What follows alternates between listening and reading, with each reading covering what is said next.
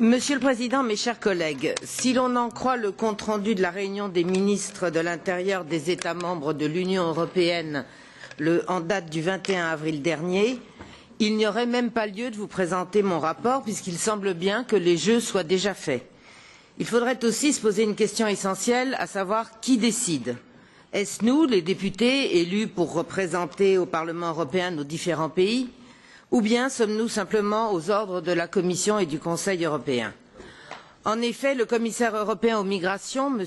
Avramopoulos, membre du PPE, a déclaré, je cite, « Je suis confiant dans la possibilité de finaliser le processus législatif sur la création d'un nouveau corps européen de garde-frontières avant juin ». Le texte adopté ce 21 avril cherche sans doute à rassurer ceux qui, comme le groupe politique auquel j'appartiens, craignent qu'une nouvelle fois le principe de souveraineté nationale soit mis à mal puisqu'il précise qu'une décision finale d'intervention des gardes-frontières européens relèverait du Conseil de l'Union européenne réunissant les États membres et non plus de la Commission. En quoi est-ce différent quand de la bouche même de ce Conseil il est dit que, je cite, l'enjeu est d'éviter qu'un chaos aux frontières extérieures de l'Europe ne provoque la fin de la libre circulation dans l'espace Schengen. La préoccupation première de ce texte n'est donc pas la protection des frontières des États membres, bien sûr, ni même, comme certains d'entre vous le souhaitent prioritairement, la protection des migrants, qui, pardon de vous le dire, est un argument qui me semble, moi, intellectuellement malhonnête, puisqu'à moins de vivre dans un monde totalement déconnecté de la réalité, nous ne pouvons pas ignorer que même si nous nous en tenons qu'à des motifs uniquement économiques, aucun des pays des États membres de l'Union européenne n'est aujourd'hui en mesure de se voir imposer des afflux d'immigrés tels que les services de renseignement le prévoient. Aucun. Voulons-nous donc ajouter à la misère de ces immigrés auxquels nous sommes incapables de fournir une vie digne, à commencer par un travail, bien sûr, la misère croissante de nos compatriotes respectifs? Faire de la politique, mes chers collègues, n'exclut pas d'avoir du cœur. Bien sûr, mais cela implique d'abord d'être responsable vis-à-vis de nos propres nations dans les décisions que nous prenons ici à Bruxelles. Certains d'entre vous m'ont accusé de ne pas faire de différence entre réfugiés légaux et clandestins. Alors je vais vous citer les chiffres de l'agence Frontex. Au cours de l'année 2015, il y a eu 1,83 million de franchissements illégaux de frontières extérieures de l'Union européenne, dont 1,04 million en Grèce et en Italie. Et selon les chiffres de la Commission européenne, il faut s'attendre à 3 millions de migrants supplémentaires d'ici 2017. Cette même agence Frontex dit que le Maroc, plus gros producteur de résine de cannabis, occupe la première place parmi les principaux pays d'origine des trafiquants de migrants, avec plus de 1100 passeurs détectés en 2015. Il y aurait plus de 32 500 Marocains en situation de séjour irrégulier en Europe, et là, on est bien loin de réfugiés politiques. Je me suis livré par ailleurs à un petit comparatif des budgets destinés à la protection des frontières, puisque c'est bien notre sujet. En Australie, pour plus de 26 000 kilomètres de frontières maritimes, le budget du département de l'immigration et de protection des frontières est de 4,7 milliards de dollars par an, avec 8 500 employés. L'Australie fait face à quelques 5 000 entrées illégales contre 25 000 en 2013, avant la politique No Way du gouvernement. Aux États-Unis, pour 20 000 kilomètres de frontières maritimes et 20 000 kilomètres de frontières terrestres, le budget annuel du service des douanes et de la protection des frontières est de 12,90 milliards de dollars par an, avec 63 500 employés. Les États-Unis font face, eux, à quelques 400 000 entrées illégales par an, chiffre bien sûr qui a été augmenté lorsque le président Obama a procédé à une première série de régularisations en 2012. Il y a eu bien sûr un fort appel d'air, comme ce fut le cas d'ailleurs en Europe après les récentes déclarations de Mme Merkel en Allemagne. Alors comparer ces chiffres ambitieux de ces deux continents avec ceux de l'Union européenne, ou plus exactement de l'espace Schengen. Pour 42 000 kilomètres environ de frontières maritimes, le budget 2015 de Frontex est de 115 millions d'euros, avec 400 employés.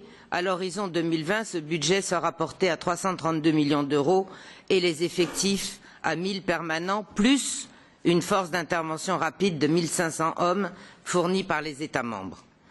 Je vous rappelle que nous avons fait face à 1,8 million d'entrées illégales en 2015.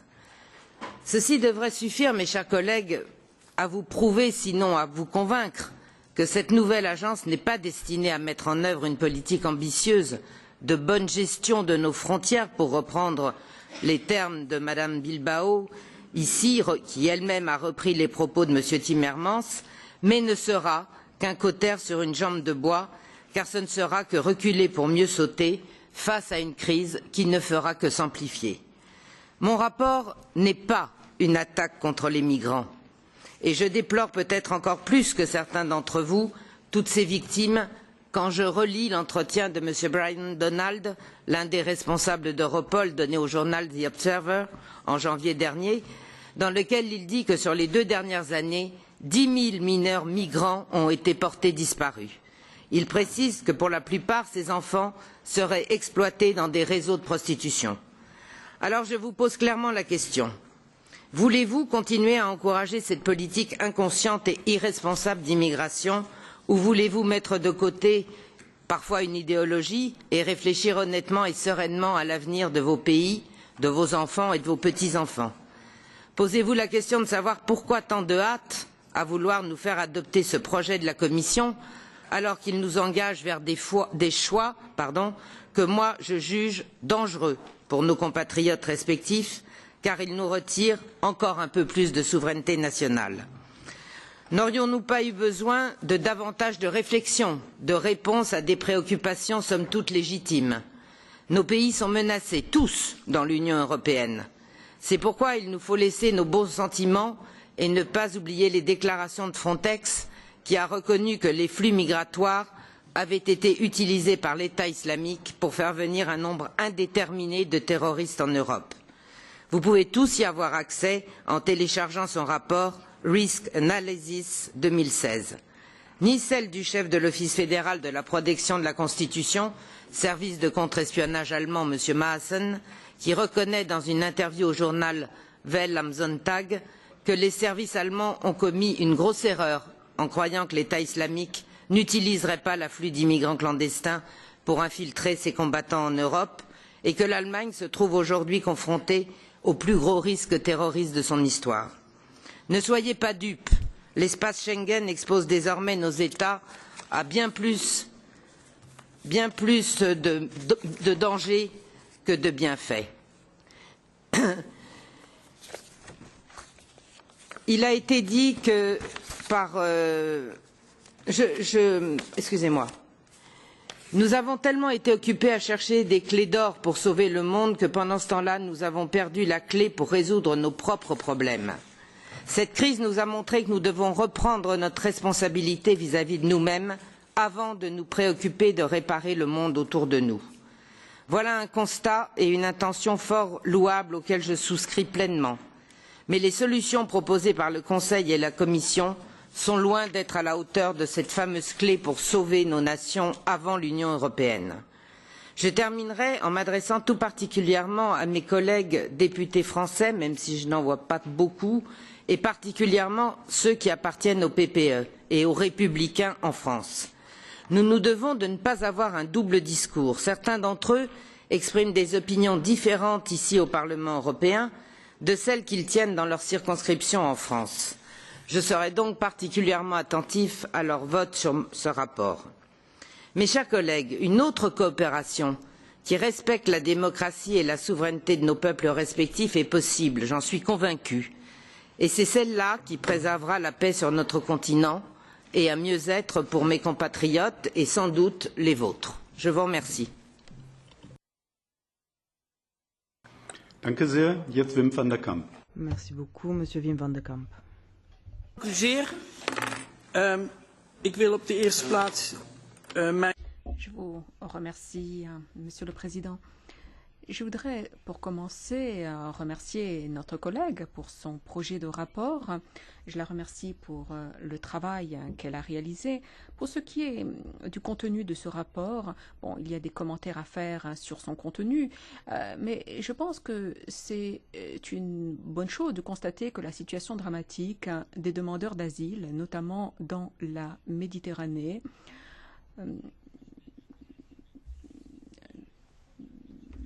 revient en première ligne depuis quelque temps. Le nombre de navires partant de la Libye et d'autres pays d'Afrique du Nord qui se dirigent vers l'Italie, notamment Lampedusa, ont augmenté de manière très importante depuis quelques semaines, avec tous les risques que cela implique. Et Madame Arnautou nous dira sans doute que dans son rapport, elle ne s'en prend pas aux migrants, mais si l'on lit attentivement ce document, eh bien, l'on se rend compte que tous les demandeurs d'asile potentiels sont tous mis dans le même panier. Je crois que nous devons être très prudents. Est-ce que l'on parle de demandeurs d'asile politiques qui fuient les persécutions? Est-ce que l'on parle de migrants économiques? De qui parle-t-on? Et certes, il peut y avoir des terroristes, il peut y avoir des criminels se glissant dans la masse, mais traiter tous les migrants comme s'il s'agissait d'une seule catégorie, eh bien, ce n'est pas possible. Quant au contenu de ce rapport, Monsieur le Président, eh bien, il me semble que les commissions Libé et Tran vont devoir faire leur travail le plus rapidement possible pour que l'agence puisse travailler de manière adéquate et puisse sauver des vies humaines. Dans les amendements qui sont proposés par le rapporteur, la coopération au niveau européen serait en réalité affaiblie. Ce n'est pas là une approche communautaire qui est proposée, puisque vous parlez constamment d'une approche intergouvernementale. Vous dites constamment les États membres devraient faire ceci ou cela. Je pense, quant à moi, que ce n'est pas une solution si l'on veut véritablement parvenir à un texte et un règlement efficace. Quant à Schengen, eh bien, le rapporteur nous dit que Schengen est en fait une erreur et qu'il faudrait le plus vite possible rendre les compétences de gestion des frontières aux États membres. Cela nous pose problème au sein du PPE. Nous estimons en effet que les frontières extérieures de l'Union européenne doivent être mieux contrôlées, y compris les frontières maritimes. Et au sein de l'Union européenne, dans la mesure du il faut que les frontières restent ouvertes. Cela est très important, ne serait-ce que d'un point de vue économique, au-delà des autres principes. Quant au budget, eh bien, je pense que le rapporteur a raison lorsqu'elle dit que le budget de Frontex est un budget qui est soumis à des pressions très importantes, surtout si l'on compare en effet au budget australien. Donc peut-être que la Commission pourrait nous dire comment dans la pratique ce budget serait utilisé de la manière la plus adéquate possible. Renforcer EMSA, renforcer Frontex, eh bien nous sommes pour au sein du PPE, mais il nous semble que l'accent mis par le rapporteur dans ce rapport n'est pas l'accent que nous souhaiterions mettre en tant que PPE. Merci beaucoup, Lucy Anders, pour le sociodémocrate, parce que M. Fleckenstein n'est pas là. Pour ce rapport, nous considérons que le résumé analytique est particulièrement vexant, qu'il s'oppose à toutes les valeurs qui nous sont chères au cœur et qu'il stigmatise par ailleurs les migrants. C'est en tout cas ce qu'il en ressort.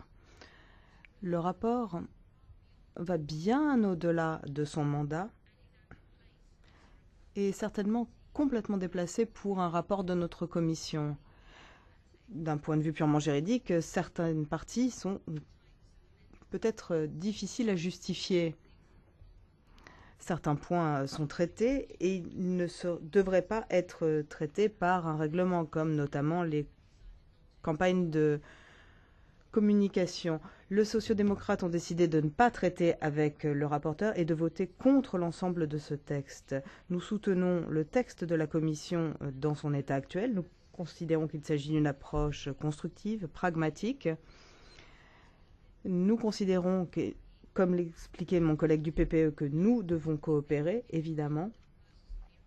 Cela s'inscrit également dans la droite ligne de la proposition sur le corps européen des gardes-frontières et de contrôle des pêches. Nous avons soumis un certain nombre d'amendements sur l'avis qui est publié en Libé sur le corps européen de garde-frontières. Et nous sommes convaincus que l'AESM peut apporter de bons résultats, notamment en termes de coopération. Merci beaucoup, Monsieur Zille. Oui, merci. Les collègues ont envoyé un rapport sur le règlement sur les agences. Nous avons discuté de tout cela il y a quelques semaines. Donc, nous avons la même position sur le règlement pour le ASM.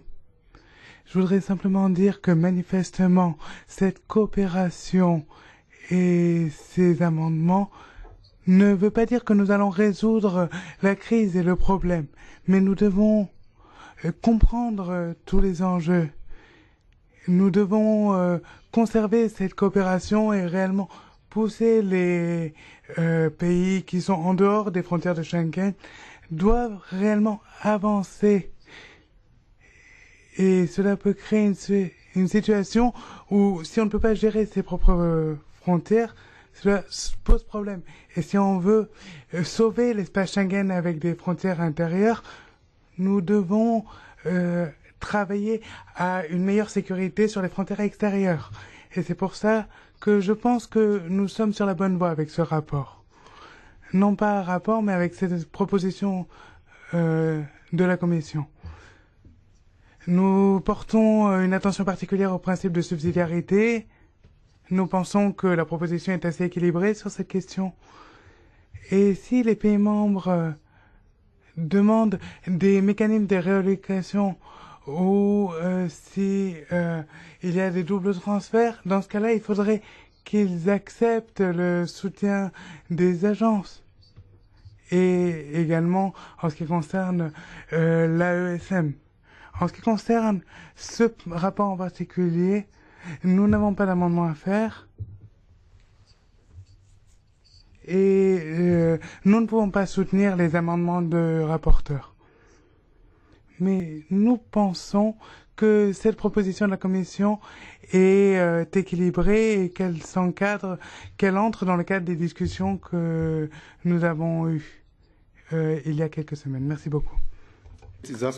Merci beaucoup, Madame Bilbao Barandica. Sí, gracias. Merci, Monsieur le Président. Je présente mes excuses au rapporteur parce que je n'ai pas pu assister au début de son intervention. J'avais en effet d'autres engagements. Je me suis néanmoins penchée attentivement sur le document que vous avez préparé et j'ai quelques remarques à faire. L'agence AESM a subi de nombreuses modifications. Nous avons déjà eu beaucoup de débats à ce sujet au Parlement. C'est une agence à laquelle nous donnons des compétences et des ressources limitées alors qu'elle doit faire face à des situations d'urgence. Je voudrais pour commencer dire que nous sommes d'accord avec la proposition de la Commission. En effet, l'AESM est un instrument de plus qui doit nous aider à trouver une solution aux problèmes auxquels nous sommes confrontés actuellement en Europe. Je dois dire également que nous n'avons pas présenté d'amendement au nom de notre groupe parce que nous ne partageons pas le sens de l'exposé des motifs de la rapporteure. Nous ne sommes pas non plus d'accord avec ce qu'elle a dit à propos des migrations. En effet, nous pensons qu'il faut parler des questions de sécurité si nous voulons améliorer le contrôle, en effet, mais contrairement à ce que dit la rapporteure, nous pensons que nous ne sommes pas seulement confrontés à une menace et qu'il ne s'agit pas non plus de faire preuve de sentimentalisme. Nous sommes en train de construire un projet européen. Et dans un projet, il y a des contenus, des principes et des valeurs que nous devons respecter. Et c'est encore plus important dans les moments de crise. C'est la raison pour laquelle nous ne sommes pas d'accord avec l'exposé des motifs du rapporteur. Je dois dire également que nous n'acceptons pas le fait qu'on nous attribue certaines expressions. Par exemple, le fait que l'on organise le saccage des forces vives des pays émergents, que l'on prive de ces générations les mieux formées. Face à la réalité dramatique à laquelle on est confronté, exprimer les choses ainsi, c'est une erreur. Et nous pensons qu'il faut plutôt en revenir à la proposition de la Commission. Nous pensons donc qu'il faut défendre la proposition faite par la Commission, insister sur l'importance de Schengen. Il y a deux éléments fondamentaux avec lesquels nous ne sommes pas d'accord, en plus de ce que je viens de présenter. D'abord, l'approche nationale que la rapporteure veut donner à ce rapport. Avec la crise économique que nous connaissons depuis 4 ou 5 ans, eh bien, l'on constate que la mise en œuvre de la construction européenne, le renforcement des mécanismes européens, c'est ce qui nous a permis de trouver des solutions permettant de relever les défis économiques qui nous ont été lancés. Et nous pensons qu'il ne faut pas ériger de nouvelles frontières aujourd'hui, parce que ce n'est pas la solution. Encore une fois, nous sommes confrontés à une solution tardive, mais allons-nous nous bander les yeux? Encore une fois, Madame Malmström, lors de la législature précédente, nous a parlé de la tragédie de Lampedusa. Elle a présenté une proposition au Conseil, et pour le Conseil, tout le problème des migrations, eh bien, c'était un problème du sud de l'Europe uniquement. Ce n'était pas un problème de toute l'Europe. Et aujourd'hui, nous sommes en train de subir partiellement les conséquences de cette inaction à l'époque. Ce que nous voulons, c'est défendre l'approche de la Commission. Nous avons ici un outil de plus nous permettant de trouver une solution. Et il faut qu'il y ait en plus une solution humanitaire et il faut faire preuve de solidarité car c'est une obligation pour nous qui nous considérons comme des démocrates, pour nous qui défendons le projet européen depuis le début et pour nous qui pensons que ce projet a un avenir. Merci beaucoup, Madame González Peñas. Merci, Monsieur le Président. Un commentaire d'abord sur ce que vient de dire le rapporteur. Elle a présenté sa vision de cette crise humanitaire. Il y a une semaine à la Commission emploi, nous discutions de l'intégration sur le marché de l'emploi des réfugiés et le département technique nous a parlé d'un nombre incalculable de fonds qui ne sont pas utilisés dans les États membres. C'est-à-dire qu'il existe encore des réseaux qui sont prêts à accueillir des migrants. Et les États membres ne souhaitent même pas assumer les quotas auxquels qu'ils s'étaient engagés à remplir en termes d'accueil de migrants. C'est absolument irresponsable. C'est une responsabilité de l'Union européenne que de garantir le droit d'asile. Et par ailleurs, adhérer complètement à l'État-providence, c'est ce que nous devons faire pour les citoyens européens. On a parlé de l'agence des gardes-frontières sous processus accéléré pour gérer les frontières. Je ne vais pas revenir une fois de plus sur ce sujet, mais je crois qu'aujourd'hui, si nous voulons trouver des solutions cohérentes au moyen et long terme, il faut travailler différemment. Si vous me permettez, je vais en revenir maintenant sur la proposition de règlement. Pour nous, toute coopération de l'AESM avec le corps de garde-frontières doit s'appuyer sur différents éléments. D'abord, la clarté et la transparence sur le contenu de cette coopération. Dans ce texte, on voit apparaître des euphémismes, coopération, partage des capacités. Ce ne sont pas des termes suffisants pour un texte législatif. Nous voulons savoir ce qui va se faire et sous quelles conditions, dans quelles limites et à quelle intensité. Ensuite, référence à ce qui est nécessaire quand cela est nécessaire, cela ne suffit pas. Nous nous opposons par ailleurs à ce que l'AESM devienne une annexe de du corps européen des gardes-frontières sans le moindre contrôle. Nous ne pourrons pas soutenir la moindre proposition qui ne fasse pas toute la lumière sur cette situation. Pour nous, il est inconcevable que le directeur exécutif de cette nouvelle agence, qui n'est pas une agence élue démocratiquement, dispose d'un pouvoir total pour prendre des décisions sur la politique de gestion des frontières de l'Union européenne, comme par exemple le déploiement direct, l'utilisation de la force, les accords avec des pays tiers ou l'imposition de mesures contraignantes à des pays tiers. Il doit s'agir ici d'une décision qui fait l'objet d'une concertation avec des organes élus. Il faut respecter les droits humains et le droit international en matière d'asile.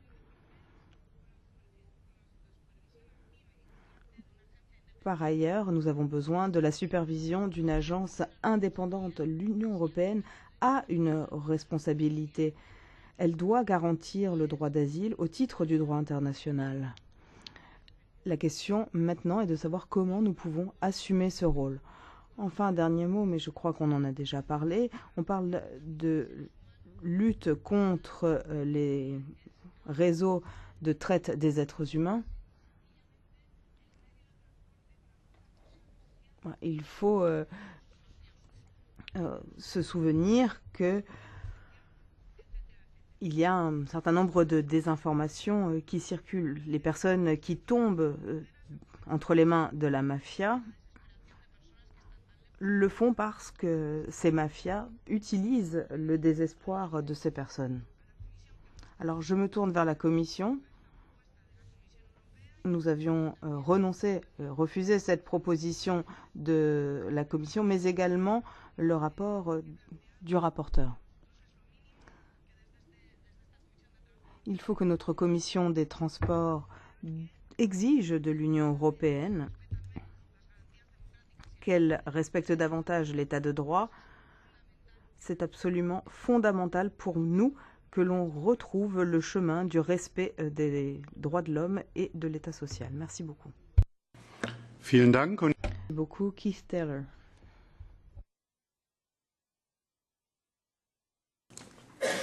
Thank you very much. Merci beaucoup, Monsieur le Président. Bon, alors très bien, bonjour chers collègues.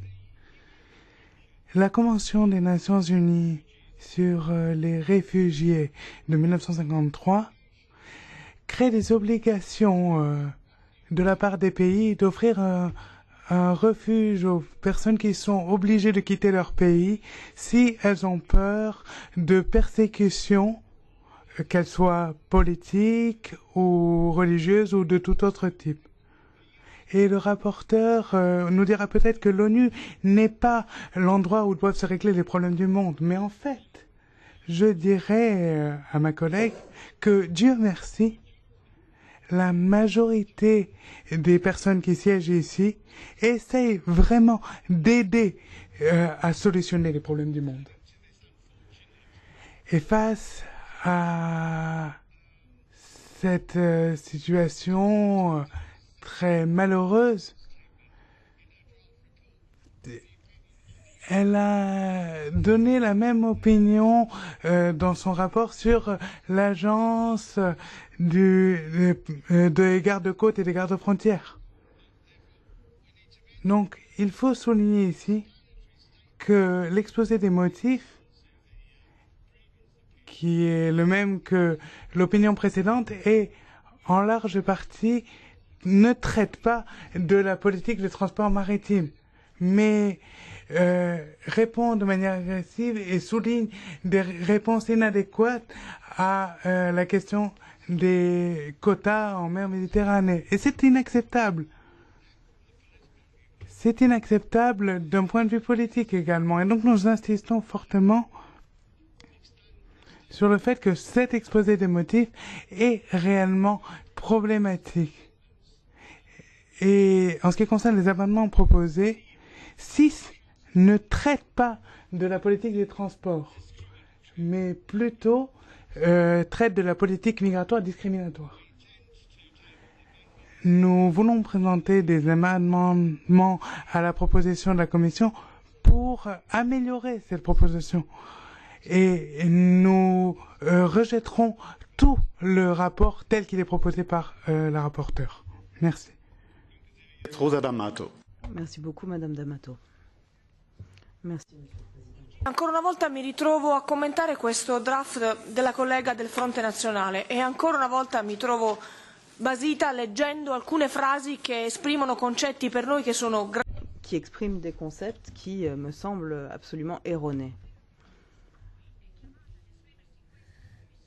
Aujourd'hui, notre commission doit se présenter et se prononcer non pas sur la lutte contre le terrorisme ou la migration. La proposition de la Commission est bien plus vaste et notre commission transport ne doit pas se concentrer sur des questions qui dépassent nos compétences. Cela dit, je vois ici la puanteur du plus crasse populisme. Je reviens sur les détails. Dans votre exposé des motifs, vous citez les opérations organisées par l'Italie et celles coordonnées par Frontex qui ont encouragé davantage de migrants à traverser la mer pour rejoindre l'Europe.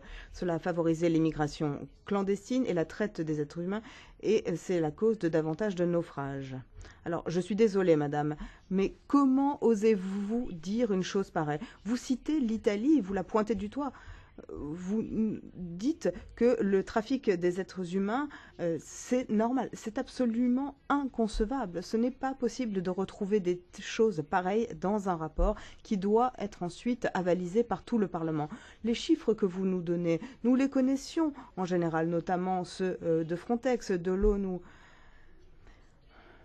Mais lorsque vous parlez des réfugiés, vous nous dites que ce sont majoritairement des hommes et des adultes. Mais désolé, mais un réfugié, c'est un réfugié, quel que soit son sexe ou son âge. Ensuite, lorsqu'on le reprend vos amendements, j'aimerais bien comprendre comment vous voulez fixer en amont qui est réfugié ou qui ne l'est pas et qui seraient les organes compétents pour le faire. Enfin, vous dressez un parallèle entre le terrorisme. C'est absolument inexact, populiste et dangereux. Le problème du terrorisme en Europe est bien plus complexe et comme on a pu le voir avec les événements qui sont intervenus il y a à peine plus d'un mois ici, s'ils trouvent leur origine dans des causes bien plus profondes. Une fois de plus, je ne crois pas que nous soyons ici dans la bonne enceinte pour en parler.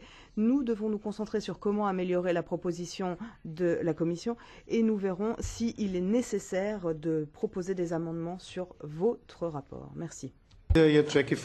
Merci beaucoup, Madame Foster. Thank you, Chairman. Merci, Monsieur le Président.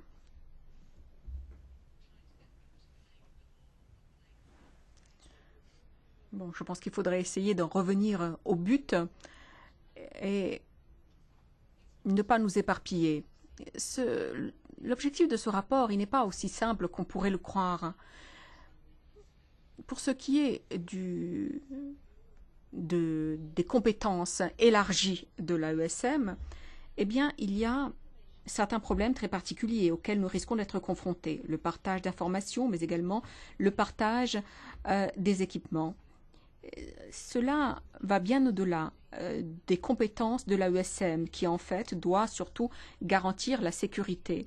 Donc tout n'est pas si évident ici parce que les États membres vont devoir tenir compte de leur position juridique, que ce soit vis-à-vis de la création des gardes-côtes ou autres. Dans le premier rapport de Madame Arnautou, eh bien, l'on voyait que la position du Royaume-Uni, en tout cas, parce que le Royaume-Uni ne fait pas partie de Schengen, était une position particulière. Et nous nous abstiendrions, en fait, si les choses avançaient telles que proposées. Et l'on est ici dans une situation assez similaire.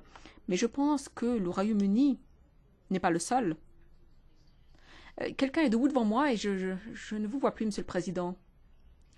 Je disais donc qu'il y a certains domaines qui ne concernent pas que le Royaume-Uni, qui concernent également d'autres États. Je pense donc que nous devons bien réfléchir à ce texte. Je crois savoir qu'il y a eu de nombreuses réunions de groupes de travail au sein du Conseil. Le travail est donc toujours en cours au sein du Conseil pour essayer de résoudre certains de ces problèmes. Et donc, j'aimerais savoir où l'on en est de ce côté-là avant d'aller plus loin. Quant aux opinions de Madame Arnautou, eh bien, comme je disais la dernière fois, eh bien, je ne suis pas nécessairement d'accord avec elle, mais chacun a le droit d'exprimer son point de vue au sein de cette commission. Sinon, nous ne serions pas de véritables démocrates. Donc, voilà, chacun peut exprimer son point de vue, même si l'on n'est pas d'accord. Et je pense qu'il faut que le débat se déroule de manière sereine et constructive. Voilà. Pour ce qui est de ces amendements, eh bien, certains, nous ne les soutiendrons sans doute pas. D'autres amendements, en revanche, ne sont pas de mauvais amendements. Il faudra simplement faire quelques adaptations ici et là. Merci. Ja, voorzitter, dank u wel. Ik zou in eerste plaats de rapporteur, mevrouw Arnautu, nog aan willen herinneren dat dit niet... Oui, pourrais-je juste rappeler au reporter, Madame Arnautu, qu'il s'agit ici du comité des transports, de la commission des transports. La commission précédente a souligné un point, mais il semblerait que mon appel est resté lettre morte. En ce qui concerne le contenu, je suis très critique de la proposition de la Commission. Et la réaction standard en Europe est qu'il y a un besoin urgent de faire quelque chose. Mais le résultat, c'est que je ne suis pas sûr que plus de souveraineté nationale est un problème. En ce qui me concerne,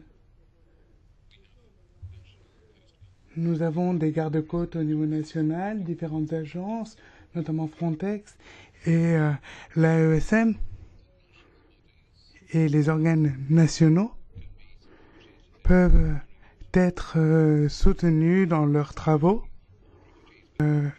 en réellement prenant des réfugiés, mais c'est différent que de parler de garde-côtes européens. Donc, je suis un peu critique sur certains de ces amendements. Merci. Madame de Monte, merci beaucoup. Je dois vous dire que moi non plus, je ne partage pas le contenu de ce rapport, pour toutes les raisons qui ont déjà été évoquées. Il semblerait que le rapport ait été construit pour être rejeté. Il va complètement à l'encontre de tous les piliers de notre Europe. Aujourd'hui, nous parlons de frontières, mais vous parlez de réériger ces frontières. Ça va à l'encontre de la marche de l'évolution européenne. Et comme l'ont signalé d'autres collègues, ici, je ne vois pas en quoi il s'agit du positionnement de la commission transport. Nous retrouvons dans le texte des concepts qui sont absolument inacceptables, à commencer par ces fameux migrants qui risquent leur vie pour atteindre un Eldorado. Nier cette réalité permet à Madame Arnautu d'arriver au contenu de son texte. Au sujet de la mention de l'Italie avec Mare Nostrum, dire que les opérations de l'Italie et de Frontex ont finalement incité les migrants à s'embarquer dans des traversées périlleuses, c'est particulièrement faux et surtout vexant. Les migrants, ce sont des hommes, des femmes et des enfants. Au bout du compte, faire ou dresser une équivalence entre la migration et le terrorisme, c'est une déclaration populiste qui ne tient pas en compte la réalité que nous connaissons malheureusement très bien depuis quelque temps. Aujourd'hui, nous avons des migrants de deuxième et troisième génération.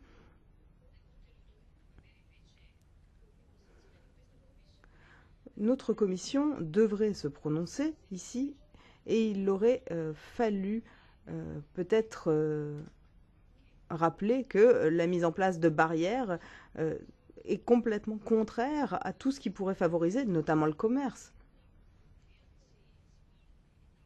Si l'on fixe une nouvelle frontière entre l'Italie et l'Autriche, eh bien 1 heure d'arrêt, simplement, cela pourrait coûter près de 700 millions d'euros. Donc il y a beaucoup d'aspects à prendre en compte ici qui ont complètement été omis.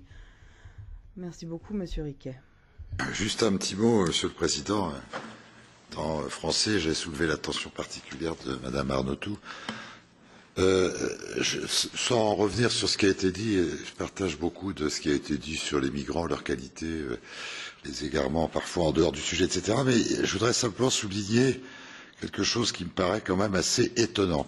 La tonalité générale du rapport de Madame Arnautou, c'est de nous expliquer qu'il convient de renforcer finalement la subsidiarité, c'est-à-dire la souveraineté des États membres, pour avoir un meilleur résultat dans le contrôle de l'immigration. Je ne reviens pas sur la discussion, partage des remarques qui ont été faites, notamment concernant les réfugiés et le droit d'asile, mais jusqu'ici, nous sommes dans un contexte, Madame Arnautou, de souveraineté préservée complète. Il n'y a aucune collaboration au niveau européen puisqu'il n'y a pas eu de transfert du droit de souveraineté sur les frontières. Il n'y a pas de garde-frontière européen pour des raisons que cela serait contraire au traité. Les moyens qui ont été développés par Frontex et qui ont été mis à la disposition éventuellement de certains pays, notamment la Grèce, sont totalement ridicules par rapport aux besoins. Et vous nous dites le parfait succès qu'on a rencontré jusqu'ici dans le contrôle des frontières extérieures de l'Union, le cadre de la souveraineté des États membres, devrait être renforcé. Je comprends bien, il faut aller vers rétablissement de la souveraineté, encore plus de souveraineté et aucune coopération européenne. Je ferai remarquer à la rapporteure que dans l'état actuel des choses, les pays qui sont soumis à une pression migratoire, et certains pays seulement, c'est-à-dire je n'ai pas ouï que la Hollande ou le Danemark étaient soumis à une pression migratoire à leurs frontières très forte. Les pays qui sont soumis à une pression migratoire très forte n'ont pas les moyens de répondre à cette pression migratoire lorsqu'ils sont seuls. Le renforcement de la souveraineté les laisserait seuls face à leurs responsabilités. Et la situation qu'on connaît actuellement serait encore aggravée. Donc nous pensons qu'il est logique que l'Europe vienne au secours des États membres qui sont en difficulté, car ils ne peuvent assurer leur devoir de souveraineté, et c'est bien dans la mise en commun des moyens au niveau européen et dans un transfert de souveraineté qu'on pourrait trouver une solution au contrôle de l'immigration que vous prenez si fort, par exemple en Grèce, où actuellement les autorités sont totalement débordées, mais n'ont aucunement transféré leur souveraineté. Donc je comprends assez mal votre point de vue qui est de dire nous devons beaucoup mieux contrôler les frontières extérieures de l'Union et nous devons laisser ce contrôle des frontières extérieures de l'Union aux États membres, ce qui est précisément la situation actuelle et qui est précisément une situation de carence complète. Donc vous dites ça ne va pas, mais il faut encore aller plus loin dans la méthode que nous utilisons actuellement. Je pense que la méthode communautaire serait quand même beaucoup plus efficace. Danke sehr. Merci beaucoup. Nous allons laisser la parole à la Commission. Madame Barbara Sellier pour la DG Move. Merci.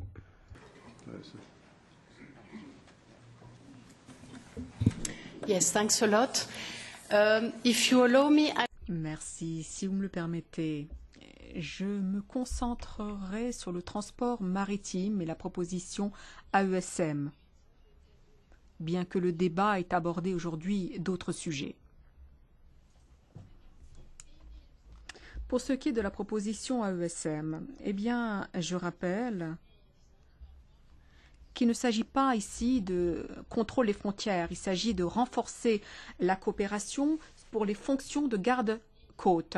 Et je rappelle qu'il faut une coordination renforcée, ce qui a été reconnu par la législation européenne, entre autres grâce à l'initiative du Parlement européen. D'ailleurs, vous faites référence à ce besoin, vous trouvez une référence à ce besoin de coopération renforcée dans le règlement AESM et autres. Et une étude faite par la Commission en 2014 porte sur la situation et sur l'absence de coordination entre les gardes-frontières européens. Pour ce qui est de l'AESM aide déjà les États membres dans leur fonction de garde-côte dans le cadre de la mission AESM de la sécurité et la protection environnementale maritime. Par le biais de cette proposition, il s'agit de veiller à ce que l'AESM travaille avec Frontex et l'EFK et soutienne les États membres. Il ne s'agit pas ici de revenir sur les compétences de chaque agence. Le texte de l'article est le même dans la proposition Frontex et nous parlons ici d'un objectif particulier. Il s'agit de veiller à travailler ensemble pour établir des synergies dans le cadre des services rendus aux différents États membres dans divers services. Il y a déjà beaucoup qui est fait dans le domaine de la surveillance maritime et l'idée est de développer davantage encore les fonctions principales de l'ESM. Un budget est prévu pour cela. Il y a une question en effet posée sur les ressources. Le budget est assez important puisqu'il est de 85 millions sur une période de 4 ans, ce qui est beaucoup par rapport au budget actuel de l'AESM. Il y a également un personnel qui est prévu pour l'AESM.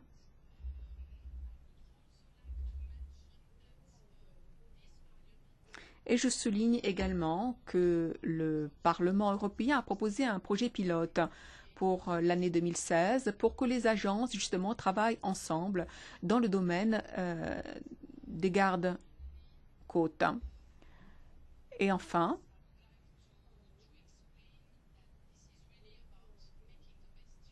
il s'agit en fait vraiment d'utiliser au mieux l'argent du contribuable.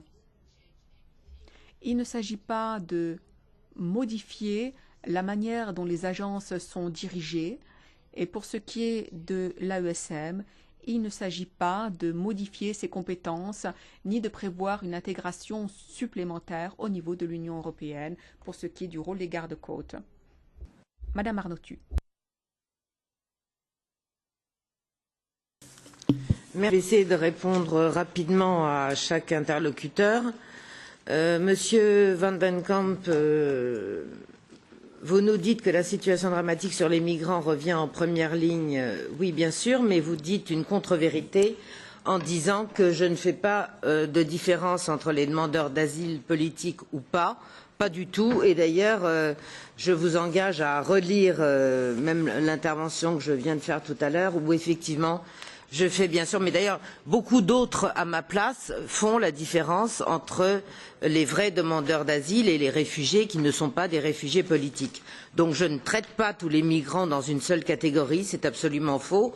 Et d'autre part, je m'évertue à dire depuis le début que je fais une grande différence entre la politique d'immigration qu'effectivement je combats, ça vous avez raison, et je n'ai absolument aucune... au contraire, j'ai plutôt de la compassion pour ces gens-là auxquels on fait croire à un Eldorado en Europe, alors que bien sûr ce n'est pas le cas. Donc je pense que vous n'avez pas tout à fait bien intégré ce que je viens de dire. D'autre part, vous dites, vous, qu'il faut garder les frontières intérieures ouvertes mais protéger les extérieures, et c'est sans doute ce qui nous différencie, puisque moi je pense que ce n'est plus possible. Ce n'est plus possible, et d'ailleurs beaucoup de vos collègues du PPE français, en France en tout cas, vont tout à fait dans mon sens. Je regrette d'ailleurs que M. Muselier ne soit pas là, parce qu'il est vice-président d'une grande région Provence-Alpes-Côte d'Azur chez nous, et il s'évertue à aller tout à fait dans de grands doutes sur l'espace Schengen. Moi, je crois quand même qu'il y a un tort, et je vous le dis avec beaucoup de sérénité. Nous n'écoutons pas les peuples européens. Nous ne les écoutons pas. Et je pense que si nous continuons à ne pas les écouter, nous allons au-devant, effectivement, de grands problèmes. Bon, vous ne voulez pas parlé des récents attentats islamistes en France et en Belgique, mais moi je pense qu'ils ont montré qu'effectivement Schengen n'était plus viable. Et ce n'est pas un phénomène ponctuel, il y a une véritable tendance de fond qui se confirme mois après mois avec une vigueur croissante dans nos pays européens. Alors, bon, j'en veux pour preuve le résultat hier, dont je me réjouis d'ailleurs, de nos alliés des FPO en Autriche. Je pense qu'il va falloir penser à écouter un petit peu plus quand même les peuples qui nous ont mandatés ici. Je vais essayer de répondre en même temps à Madame Anderson, Monsieur Zille et Madame Bilbao, puisque c'est à peu près les mêmes reproches qui m'ont été faits, Madame González Peras, Monsieur Taylor et Madame D'Amato, avec une petite quand même je vais peut-être m'attarder 2 secondes sur ce que m'a dit Madame D'Amato, parce que Madame, me faire traiter de puanteur du plus crasse populisme, en tout cas comme ça a été traduit par le traducteur, je ne l'accepte pas. Vous n'êtes pas plus élu que moi, nous sommes élus de la même façon, et l'insulte dans les débats politiques démocratiques, vraiment, ce n'est pas ma façon de faire de la politique. Vous me dites un réfugié, c'est un réfugié, oui d'accord, mais une fois qu'on a dit ça, si vous voulez, ça ne fait pas tellement avancer le bien-être de nos compatriotes, donc je ne répondrai pas à vos insultes, ça ne m'intéresse pas. Voilà, beaucoup d'entre vous, donc dans les personnes que je viens de citer, me parlent de valeurs de l'Union européenne, disant que je stigmatisais les migrants, que je ne respectais pas les valeurs de l'Union européenne, qu'on respectait le principe de subsidiarité. Non, je regrette, on ne respecte pas le principe de subsidiarité. On me dit aussi qu'on ne fera pas d'amendement, Madame Bilbao de l'ALDE, parce qu'on ne partage pas l'exposé des motifs. Mais écoutez, moi je comprends tout à fait que vous soyez en désaccord avec l'exposé des motifs ou avec ce que je viens de vous dire. Mais enfin, puisque on dit que la principale valeur du Parlement européen et de l'Union européenne, c'est justement le respect de la démocratie et du débat démocratique. Eh bien, excusez-moi, sur ce rapport, je ne vous vois pas très démocrate et très enclin à avoir un débat, sauf évidemment Madame Foster, qui met toujours un petit peu de raison dans ces débats ici. Voilà, alors on me dit que c'est irresponsable de ne pas accueillir les migrants, que la majorité des personnes qui siègent ici, Monsieur Taylor, vous avez dit, qui cherchaient à régler les problèmes du monde, eh bien je pense que là c'est peut-être l'erreur que nous faisons, ou en tout cas que vous faites, puisque je vous ai cité tout à l'heure les propos de M. Donald Tusk, qui dit justement que l'un des torts de l'Union européenne est d'avoir cherché à résoudre les problèmes du monde sans se préoccuper de ceux de l'Union européenne et a fortiori des pays que nous représentons ici. Voilà, donc je regrette un petit peu que nous ne puissions pas, encore une fois, avoir un débat apaisé, parce que le sujet est extrêmement important, le sujet aura des conséquences. Vous pensez, pour la plupart, qu'il faut encore plus d'Union européenne, qu'il faut encore moins de frontières intérieures, et vous avez cette utopie de penser que les frontières extérieures protégeront nos compatriotes. Moi, je ne le crois pas, sincèrement, je ne le crois pas, et je pense que sur un rapport comme ça, eh bien, il eût fallu avoir un peu plus de recul et peut-être respecter un peu plus les opinions des uns et des autres, encore une fois, parce que moi, je continue à croire, malgré tout, que vous êtes tous élus ici dans le respect de vos compatriotes qui vous ont mené à ce mandat-là. Nous ne sommes pas élus par l'opération du Saint-Esprit, ce sont des électeurs qui nous ont mandatés pour les protéger, et particulièrement en France, en tout cas, pour protéger la sécurité de mes compatriotes. Je vous remercie.